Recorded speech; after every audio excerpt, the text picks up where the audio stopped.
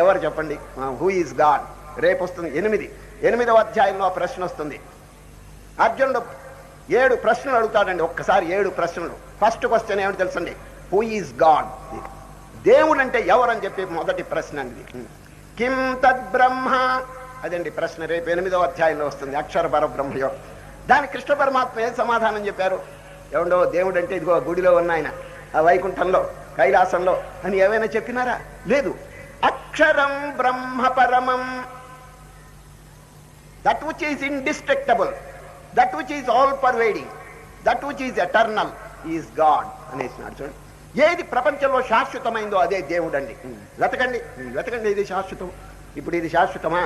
ఇది శాశ్వతమా? శరీరం శాశ్వతమా? సూర్యుడు శాశ్వతమా? చంద్రుడు శాశ్వతం? ఏది కూడా కాలగర్భంలో, ప్రళయ కాలంలో అన్నీ కూడా నాశనం అయిపోతాయి. కానీ వన్ థింగ్ రిమైన్స్. ఏది? సదేవ సౌమ్యేదమగ్రాసీత్ ఏకమేవాద్వితీయం బ్రహ్మ మేహనానాస్తి కించన. ఉపనిషత్తులు ఘోషిస్తున్నాయి. ప్రళయ కాలంలో కూడా అది ఒక్కటే ఉంటుందండి. తక్కిన అన్ని కూడా అంతర్ధానం అయిపోతాయి. చూచారు? అదే దేవుడు. కనుక శ్రీకృష్ణ పరమాత్మ ఎంత చక్కని సమాధానం, హూ ఈజ్ గాడ్ అని చెప్పి అర్జునుడు అడిగితే ఒక చిన్న రూపం, ఒక నామం, ఒక స్వరూపం ఏమి చెప్పలేదండి. ఏం చెప్పినారు? అక్షరం బ్రహ్మ పరమం. గాంధీ గారిని ఒక ఆయన ప్రశ్న అడిగాడండి.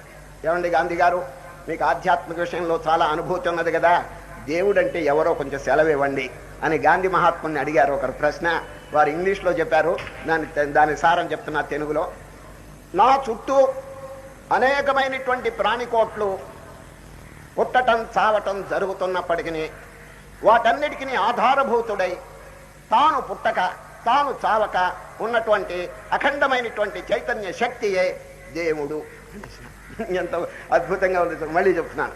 నా చుట్టూ అనేకమైన ప్రాణికోట్లు పుట్టడం చావటం జరుగుతున్నప్పటికీ వాటన్నిటికీ ఆధారభూతుడై తాను పుట్టక తాను చావక ఉండేటువంటి అఖండమైనటువంటి చైతన్య శక్తియే దేవుడు.